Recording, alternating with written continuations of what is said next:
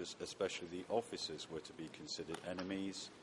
It goes on to state, among soldiers, only those responsible for lots of killing were supposed to be considered enemies. Other than ministers, civil servants were not supposed to be considered enemies. Can you confirm that that was what you were told in this interview?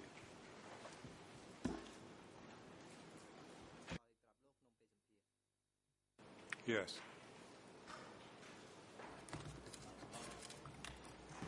I'd like now to move on to the document that you had in your hand, which is the one that you were considering over the break. This was document E3/390, and it's the one that I think you took out with you. Can you confirm that you have that? And my first question is, we obviously have a name on the document. This is file 2, tab 6. From reading the statement, are you able to help us as to whether the name that we have on the document is the correct name or if it is somebody else?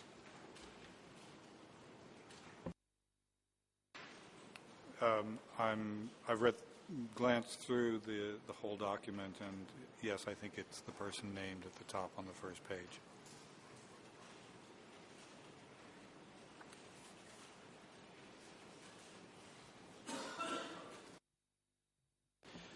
Mr. President, there is no pseudonym for this person, and with your permission, can I please refer to this person by name?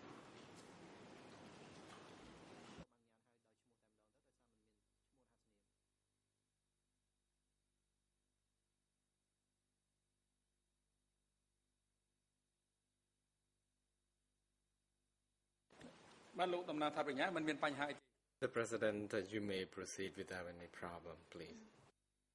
Thank you, Mr. President. The name we have is Matt Lee. Now, can I take you first of all to page 30?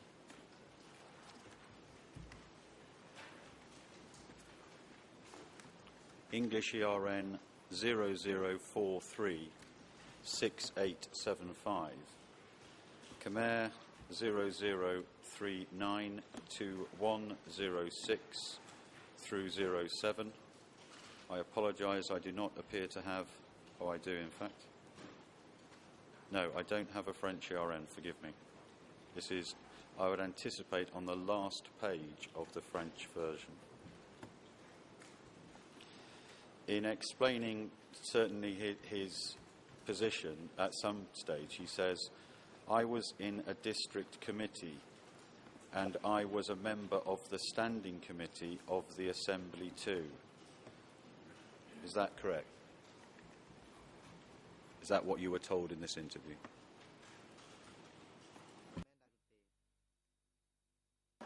Yes. Can I ask you to turn to your page 22?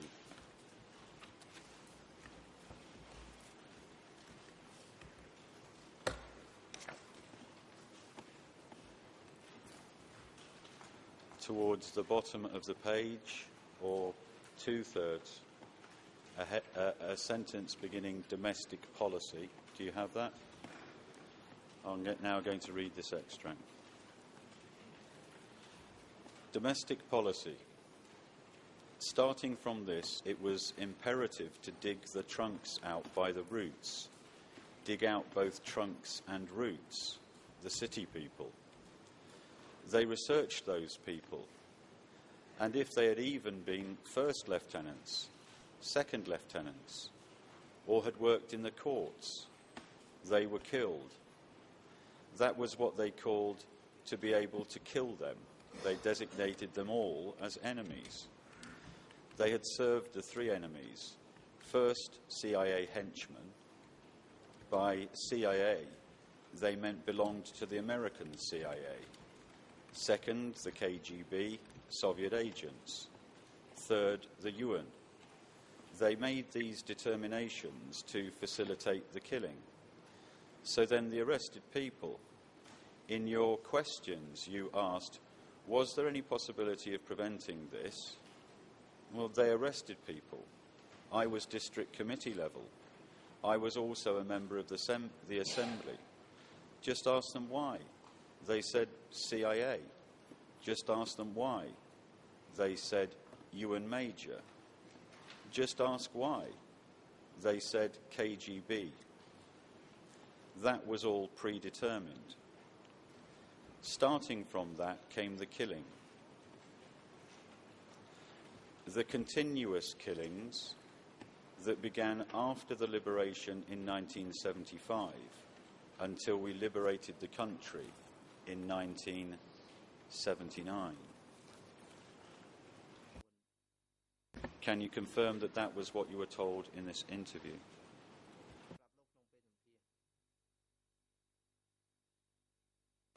Yes. It goes on the same page, next sentence. But I suggest that you examine the killing. If they had killed just the adults and the educated, and specifically people who had been soldiers, and if those people actually had been spies, we would not say anything. But when they learned about teachers, students, veteran government officials, veteran doctors, they killed them all. So I ask, why do so many intellectuals remain? From what I have learned, they all had hidden their personal histories. Also, their working methods were superb. Their methods of searching these people out were, speak frankly. What do you know? What level? What work? We will send you up an equal position for you and send you back to work. So then, Cambodian people are very honest in what they say and write. Writing those personal histories was suicide. But some people were not satisfied and figured it out. They said that they'd been pedicab drivers, workers. Some of them were able to save themselves. Can you confirm that that was what you were told in this interview? Yes.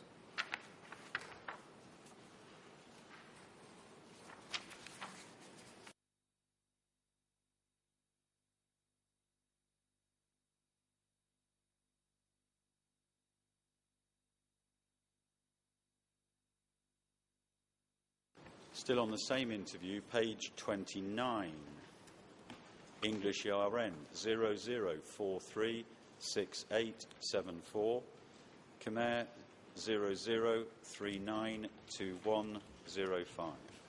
I have the French for this page, 00479818.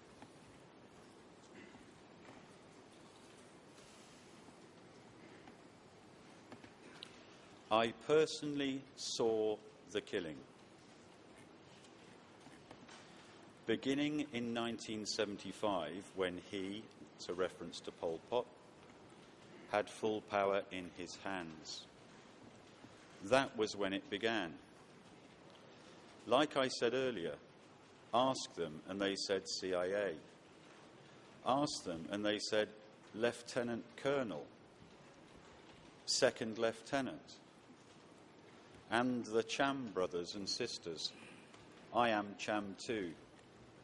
They led them away by their necks. They did not let them sit. They did not let them sleep. And they did not let their police and their military sit either. They arrested cadres one after another, the masses, the combatants. Can you confirm that that was what you were told in this interview?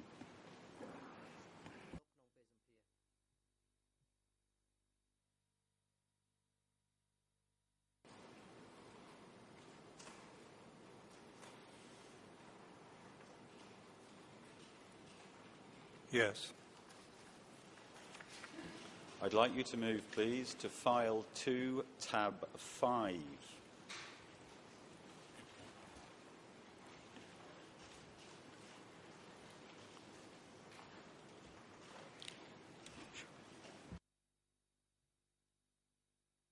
Again, not to give the name of this person, but It's the first page after tab 5. The English ERN is 00352076. The document number is D224.81. So this was the document.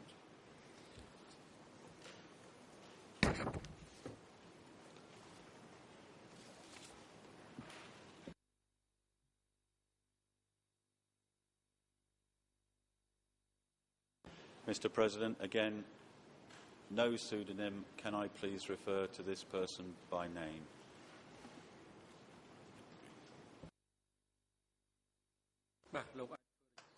The President, yes, you may proceed. Person is called Ream D, R-E-A-M-D-I.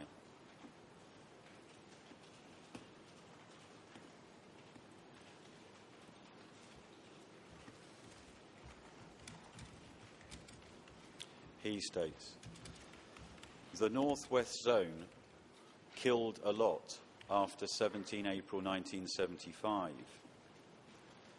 The evacuation of Battambang was not yet complete when the Northwest Zone cadre began killing people in the evacuation columns.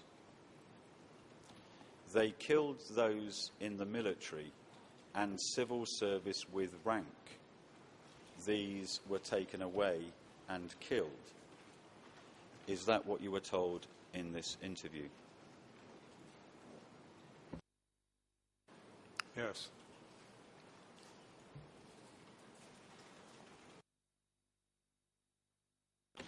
I'd like you to move back to a document that you had in your hand that we covered earlier. It is for us document number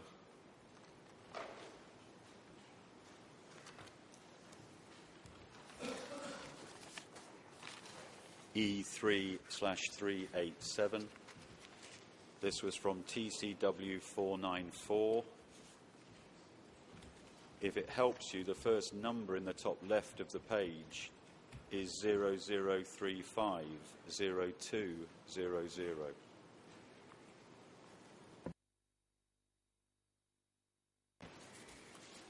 TCW 494 is written on the first page. Can I take you, please, to page 6? English ERN 00350205. Khmer 00379486. French 00441418.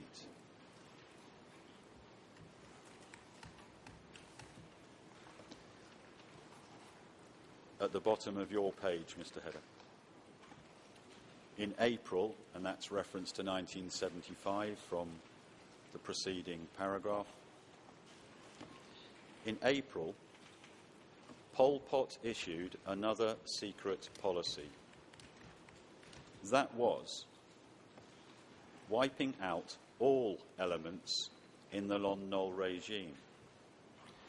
With respect to civilian local administrators, they would be purged from sub-district level to upper echelon. Regarding soldiers, they would be swept clean from second lieutenants up to generals. Can you confirm that that was what you were told in this interview? Can I have the Khmer ERN again, please? Oh, here it is. I've got it now. Thanks.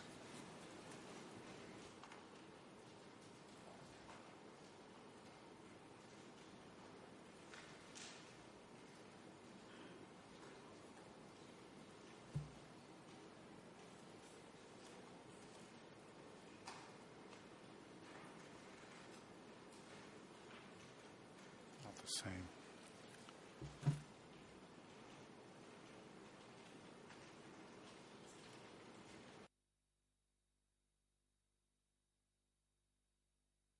Yes, the Khmer ERN 00379486. And I would anticipate it's probably towards the bottom of that page.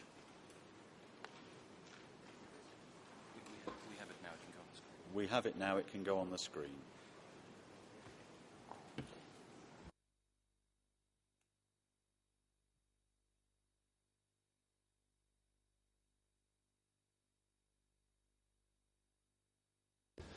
Sorry to interrupt. We have been missing the document that we are speaking about, everybody here. E3/387.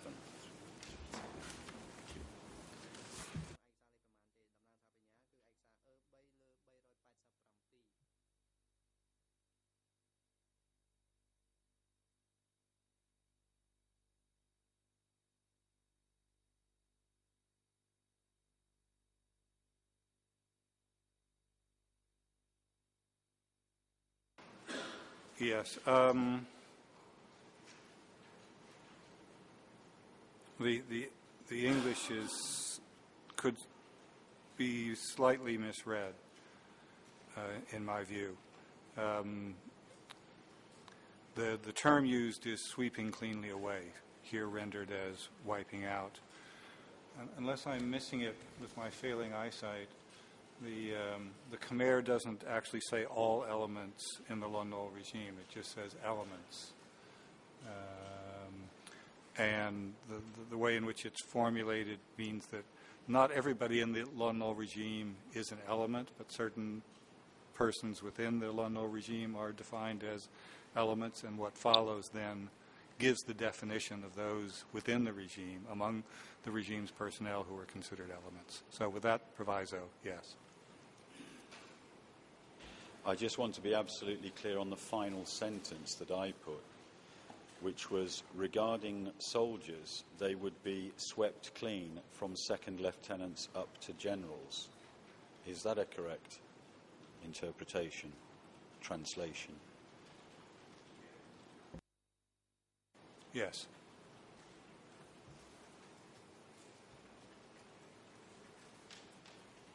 The next page is page 7.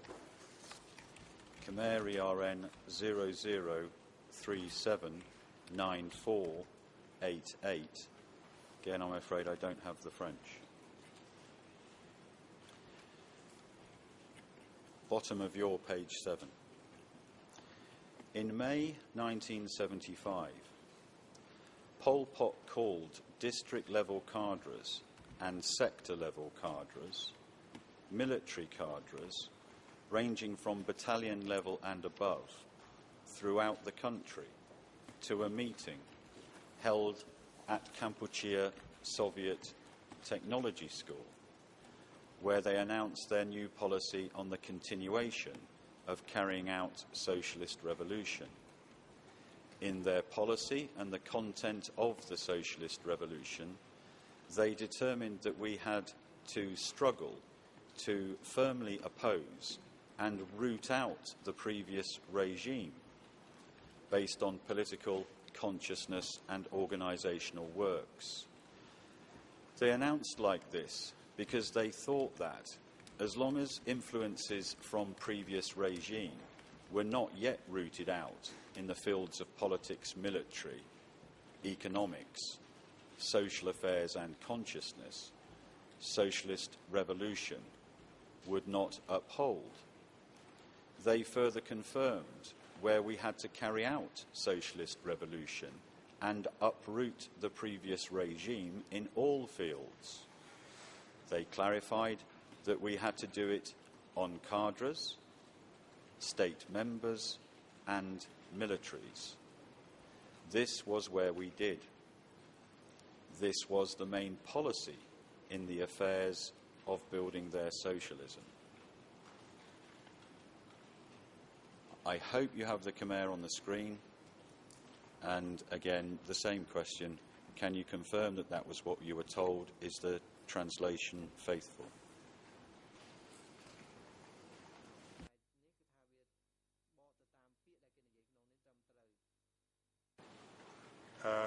Yes. with two caveats. First, the word that's rendered here as consciousness, I would translate as ideology, slightly different. And to be absolutely clear, the sentence that begins, they clarified. When it talks about cadre, state members and militaries, they mean cadre of the Communist Party, state members of Democratic Kampuchea, and militaries of the Revolutionary Army of Kampuchea, not ex-Khmer Republic, but within their own ranks. Now, again, without giving the name, you know who the person is. Can you help us on what his position was in the period from 1975 to 1979? Short summary, not life history.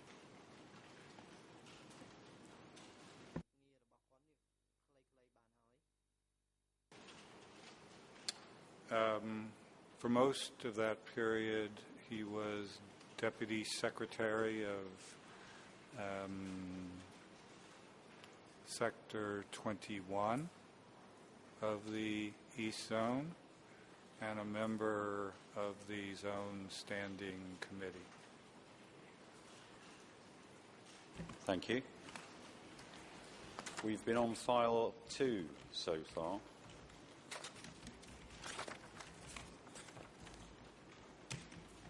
Can I please ask you to get file 4?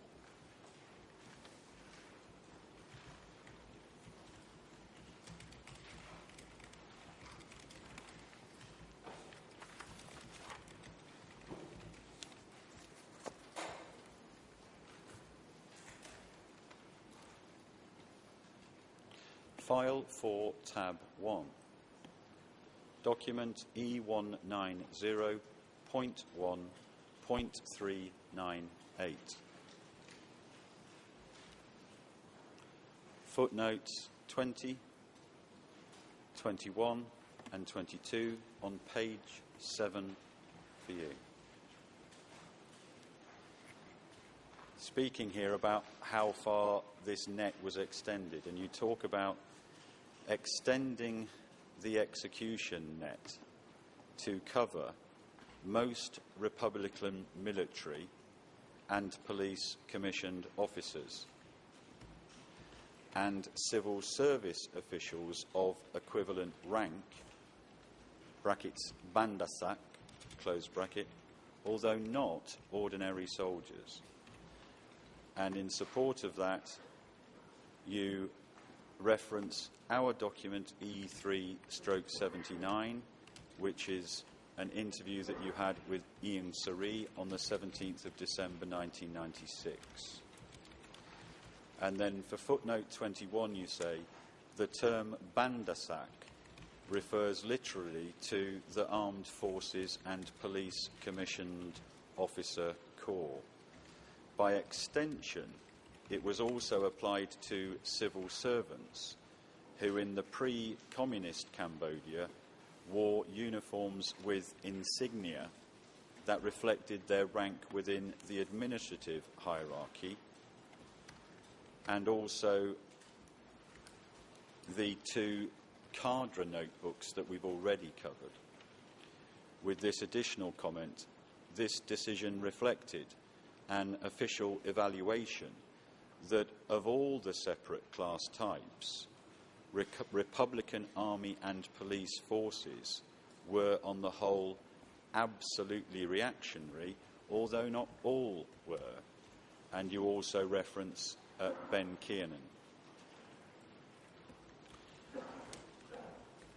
I just wanted to ask about bandasak, and you speak about the civil servants who in pre-communist Cambodia wore, I think, uniforms with insignia. Can you just explain that a little bit more, please?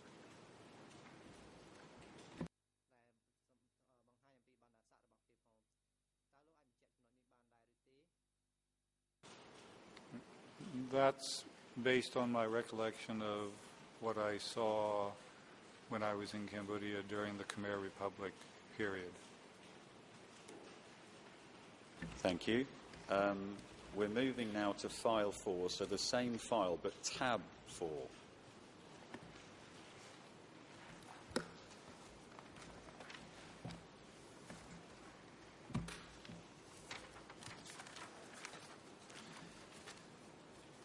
This is document number E3/48.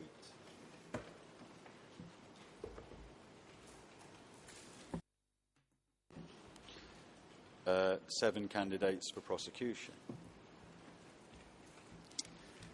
If you can go, please, to page 35.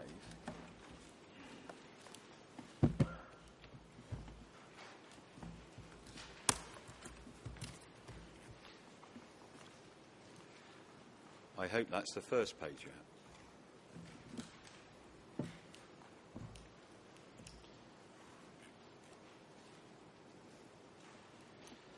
I can give the English ERN 00393-521, no French or Khmer on the list for translation.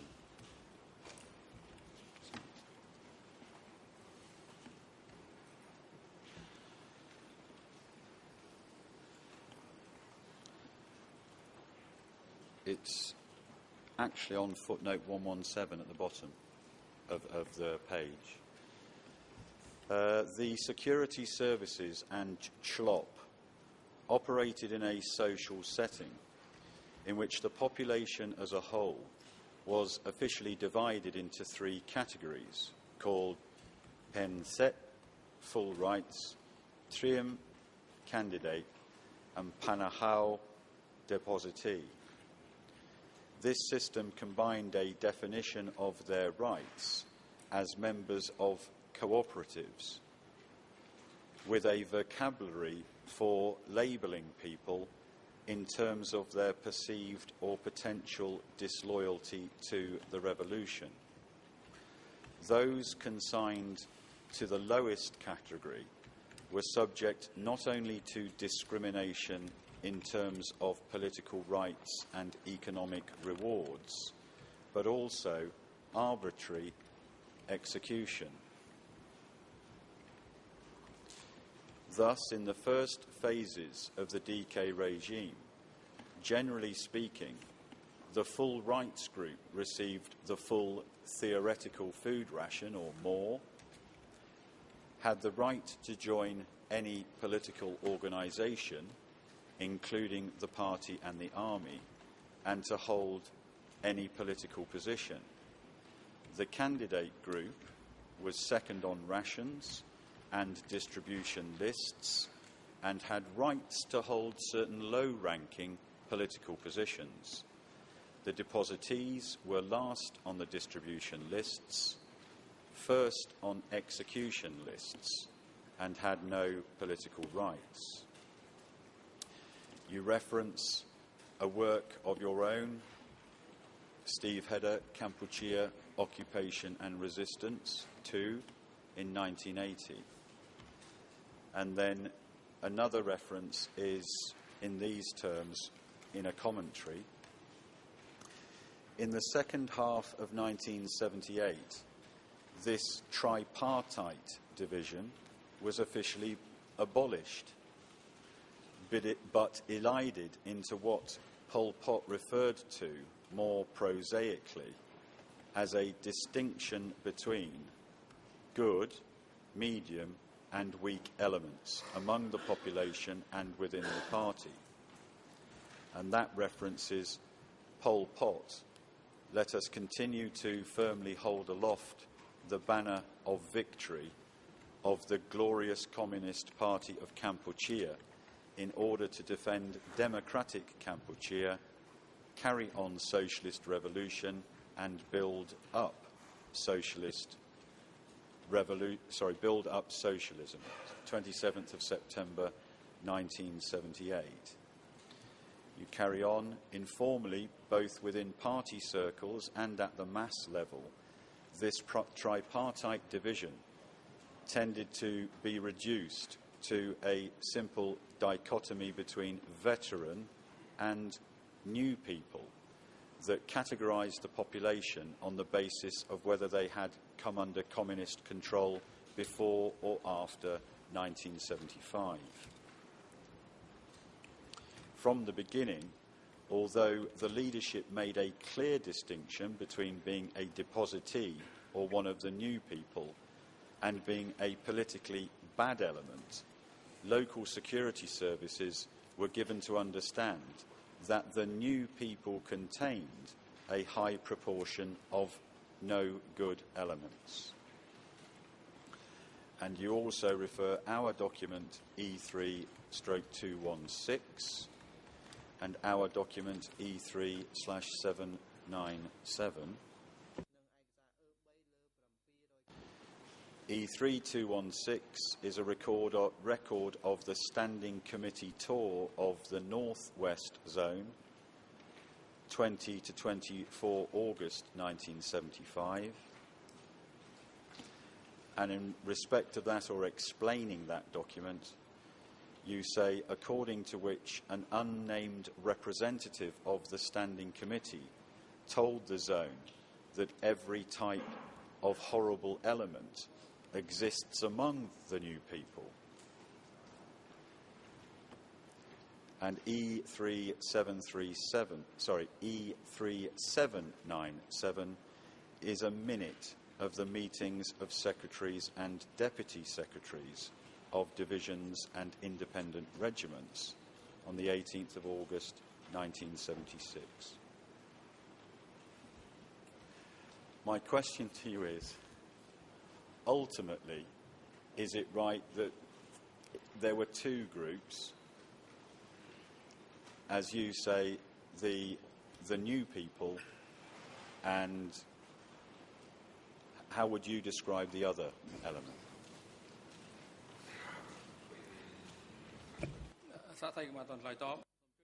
President, Mr. Witness, could you please hold on, and Counsel Kope, you may now proceed. Mr. President, I would like to go on record as saying that this is starting to be a travesty. I mean, what are we doing? We're reading from a book called 7 Candidates for Prosecution, Accountability for the Crimes of the Khmer Rouge. This witness started afterwards working for the prosecution and then for the investigating judges. He's been read a whole passage from a book from a footnote and then asked a question about the two groups. This has absolutely nothing to do with a proper ascertaining the truth. Please, let's stop this charade. Well, you've already ruled, Mr. President, but again, based on the interviews you've had with people during this period, as to the distinction between new people, old people, is this a theme that has come up directly in your interviews?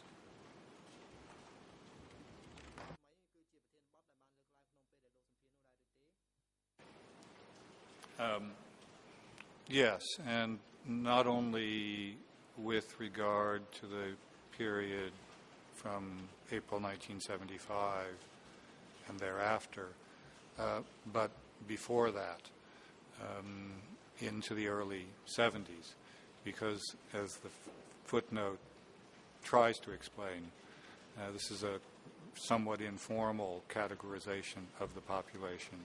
So even before April 1975, if people were newly liberated, to use the party terminology, or newly arrived by whatever method into the liberated zones, to use the party terminology, they were referred to as new people in contradistinction to those who had already been in the liberated zones prior to that time. So that practice, that informal, colloquial practice of differentiating between those who were had already experienced the revolution and those who were just arriving as a result of whatever method, was already in party talk from before 75, and it continued thereafter. And given the objection, can you please confirm that what you've just said is based on your interviews and not some opinion or some speculation?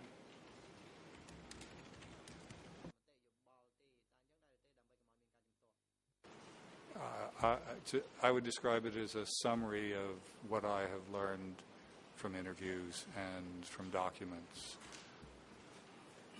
Now, file 4, but back to tab 1.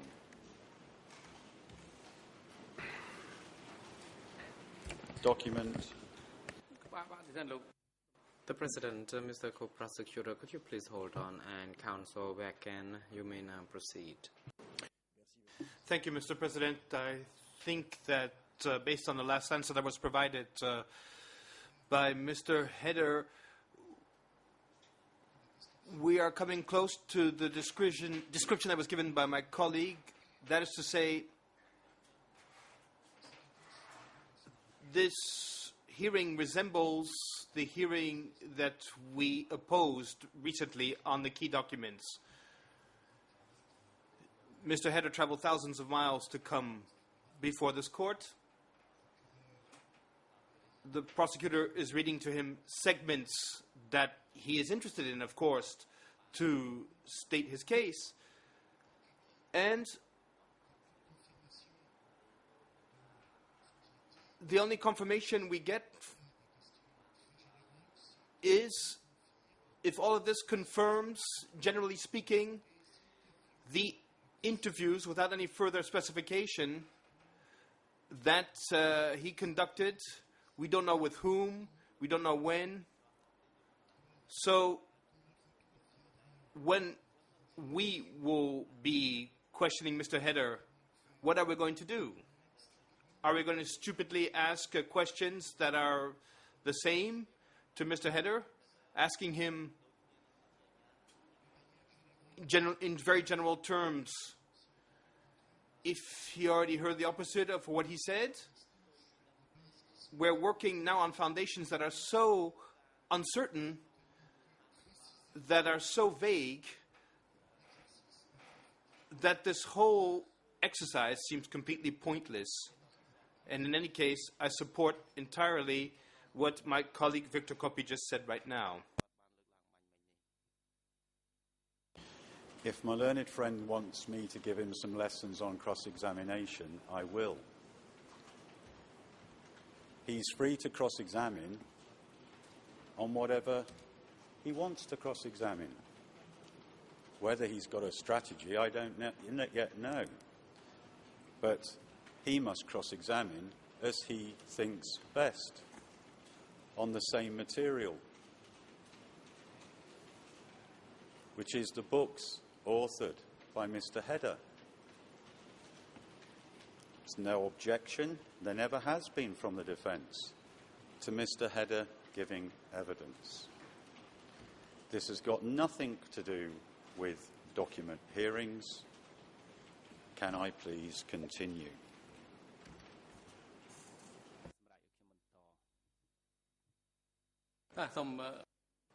The President, yes, you may, please. The objection is nothing new and yet is not sustained. File 4, Tab 1, Document E190.1.398, page 10, footnote 44.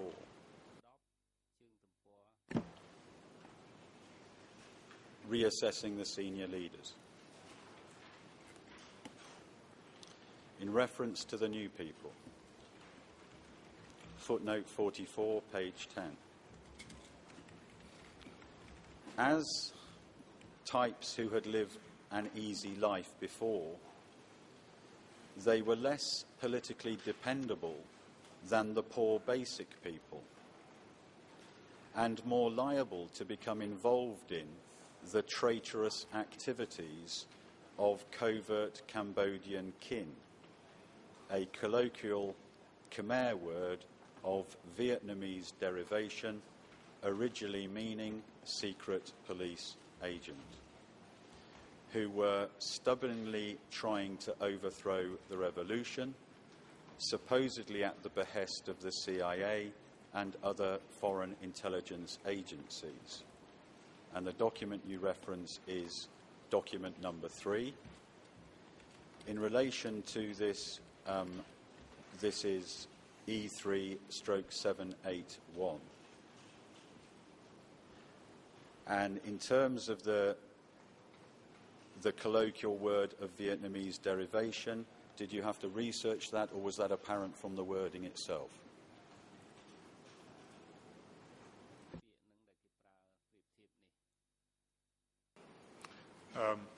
It always struck me as an odd-looking word in Khmer, so I looked in Vietnamese dictionaries and discussed it with Vietnamese native speakers, and they said it came from Vietnamese, and indeed there is a term in Vietnamese, a term with two elements of which this is one, which has that meaning.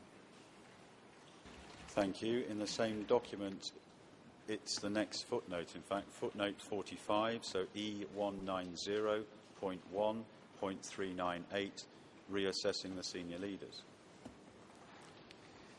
Indeed, because their transformation was just beginning, they remained leading carriers of imperialist, feudalist, capitalist outlooks, stances, ideologies, worldviews, and credos, who would try to disseminate their remnant crud and evil influences among the veteran people and the revolutionary ranks.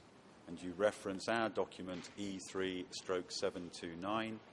In the new current phase of the revolution, our youth must constantly strengthen their stance of absolute and seething class struggle.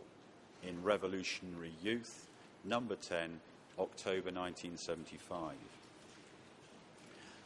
Remnant crud is quite a difficult potential English words, but what is the Khmer for remnant crud, or how do we get to remnant crud?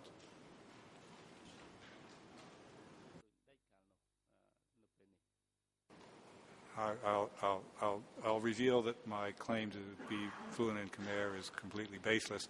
I think the original Khmer term is Gam'al Jah, and Gam'al Jah, to my understanding, refers to the skin in which dirt is impregnated, that you have to sort of scrub off if you want to get rid of the dirtiness.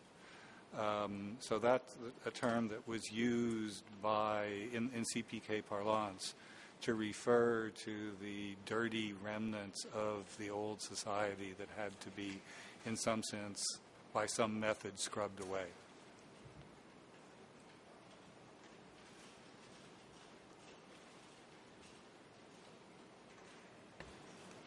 I'd like you to stay within the same footnote.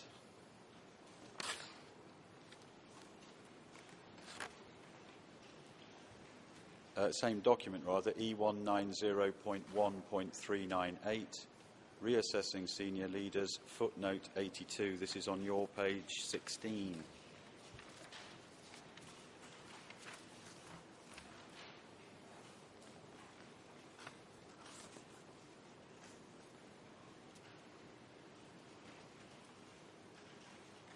The English RN 00661470, footnote 82 on page 16. To kill off the tigers who were Bandasak was relatively straightforward.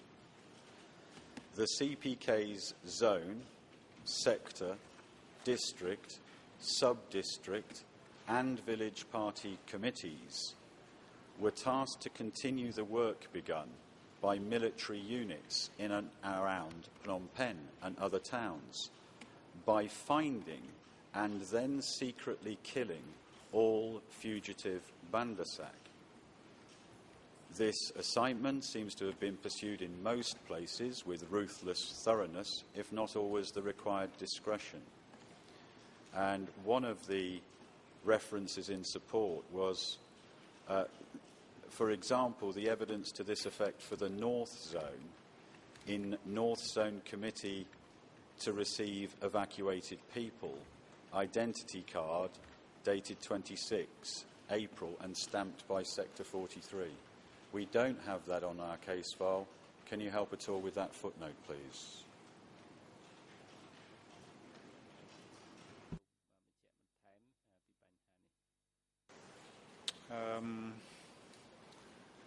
If I recall correctly, after I left Cambodia in April 75 and was on the Thai-Cambodian border. I talked to some people who had just come out of Cambodia, including people who had been evacuated from Phnom Penh and who managed to make their way to the Thai border. And one of those people gave me a copy, or gave me the original of that document, of which I made a copy. Thank you. I'm dealing now with footnotes within the same document, E190.1.398, reassessing the senior leaders. It's actually two footnotes that are close. They're both on page 11. It's footnote 57 and footnote 59. I'd like to read them together because the sources are the same.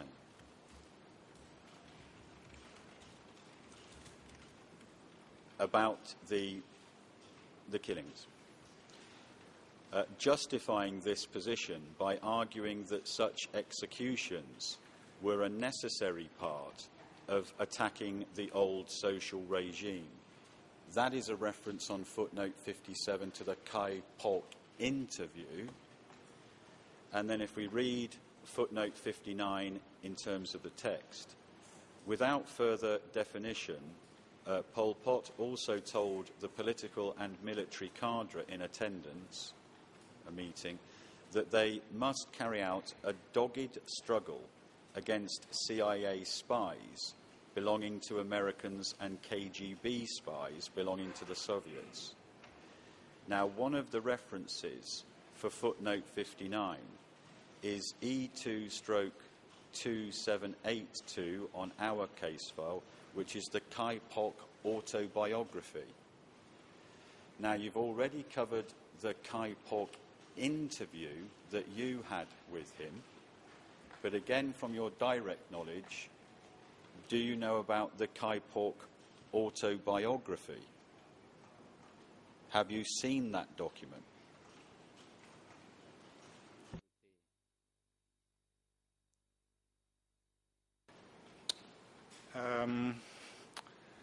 I think this is another document that was put together by Cam Ngun, who I talked about previously,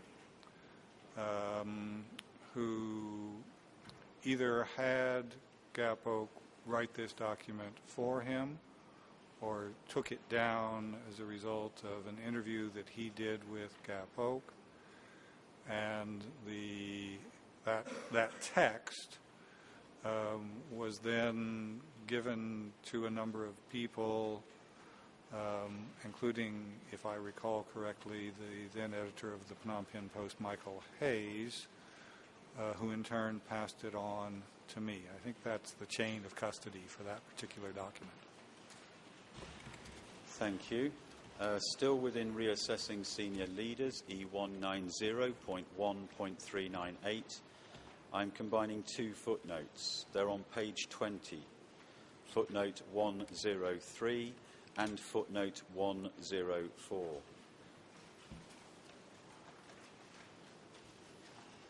Dealing with footnote 103 first. According to the formal procedure, the cooperative chairman then decided whether the person was to be subjected to re-education locally or be reported to the district party committee person in charge of security for investigation. On the basis of the results of this investigation, the district was supposed to seek a decision from the sector about whether the person should be executed, kept in prison, or released. Now, you reference here a US Embassy document, Democratic Cambodia Prison System. Can you please, again, the source, how you obtained it?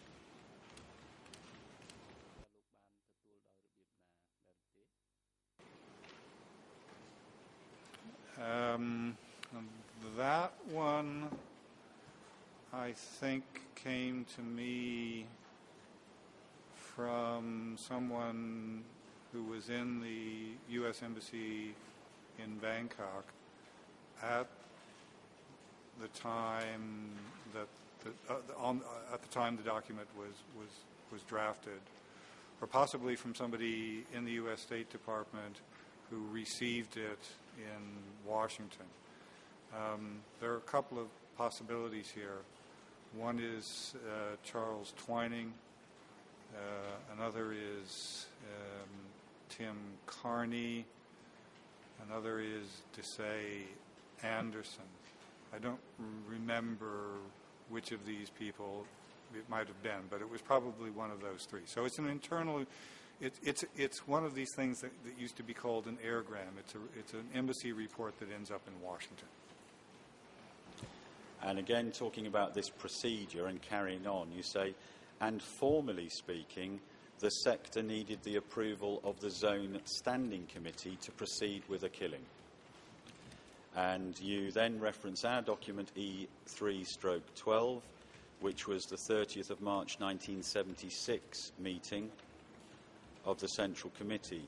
And you say, this was in line with the March 1976 CPK Central Committee decision, according to which the right to decide on smashing within and outside the ranks of the party should be exercised in the grassroots by each zone standing committee. And my question is this, and I'm using the exact same wording that I used to a previous question, and this is about the procedure in terms of district supposed to seek a decision from the sector needing the approval of the Zone Standing Committee to proceed with a killing.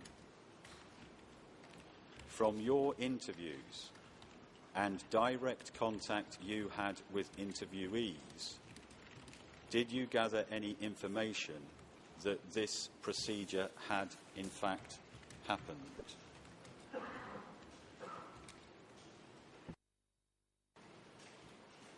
Again, to summarize, my overall impression is that practice in general did not follow this formal procedure, that it was relatively rarely the case that the decision went as high as the Zone Standing Committee, that it was often the case that the decision was made lower down, sometimes as low as the district, sometimes even lower than the district. So there was a disjuncture between formal policy and structure on the one hand and actual practice on the other.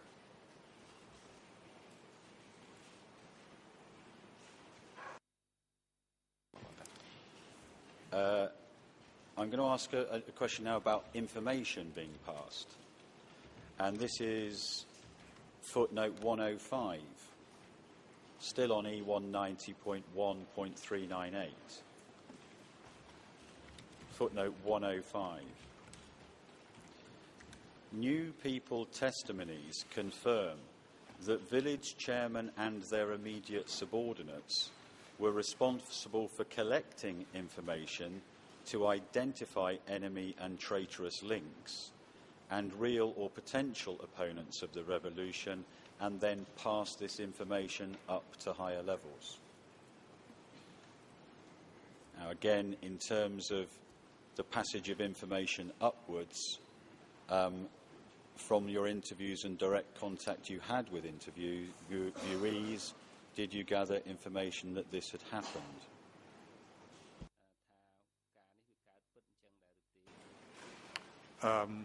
I think that's another one where the answer is yes and no. In other words, in some cases, this was the procedure that was in fact followed.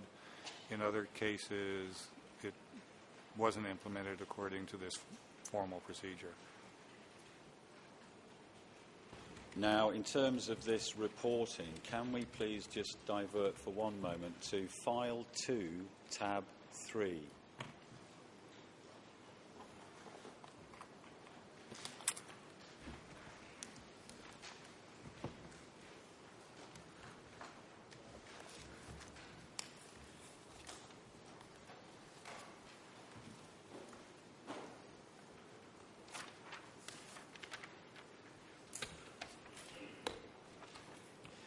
This is document number E3/190. It is a note of your discussion with Ieng Sary on the 4th of January 1999. Can you confirm that that's the document that you have, first of all, please?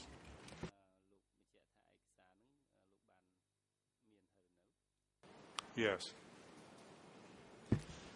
There is a sentence towards the top of the page, I asked him whether. Do you have that? So you to Ieng Sary. I asked him whether he had received reports from the zones or sectors that mentioned executions or ill treatment of prisoners. Next sentence, he, Ieng Sary, conceded receiving such reports and awareness of such use of the ministry, that in relation to another matter, but quickly added he recalled seeing only a few such reports. Is that an accurate record of what he told you in this interview or discussion?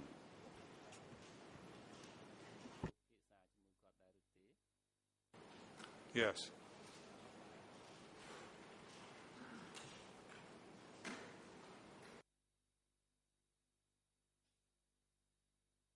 We're back on file 4, tab 1. You should, I think, should have that open. Document number E190.1.398, reassessing senior leaders. You need to go to page 23, Mr. Header, footnote 125.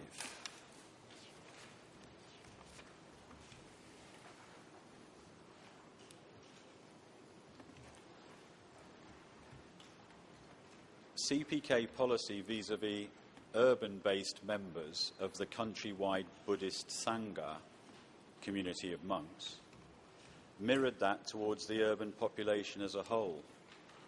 The Sangha was decapitated and all other monks deconcentrated by being dispersed from pagodas in Phnom Penh and towns in the countryside in such a way as to preclude any collective action against the new regime.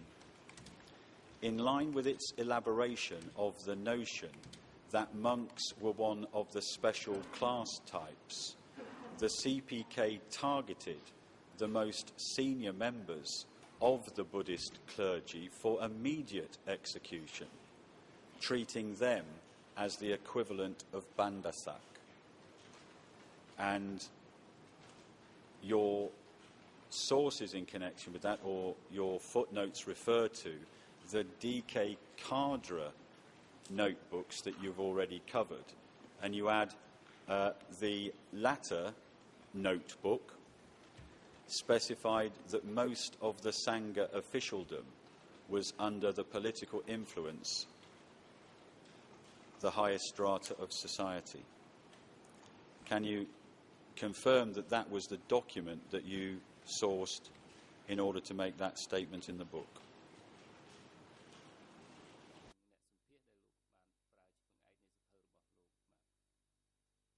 I think there may be some stretch here in the sense that I'm not absolutely sure that everything that's in the sentence can be found in those two notebooks. But I would have to look at the notebooks to be sure. Again, are there any other sources? The question's about Buddhist monks, senior Buddhist monks. Are you aware of any other sources that can help the court on a particular, the CPK targeted the most senior members of the Buddhist clergy for immediate execution? Again, had that come up in any interviews and direct contact you had with interviewees?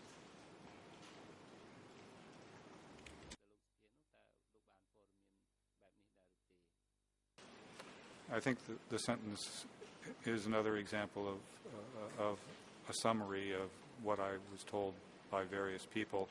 But in this instance, I would defer to people who've done a lot more, subsequently done a lot more research than I have, such as Ian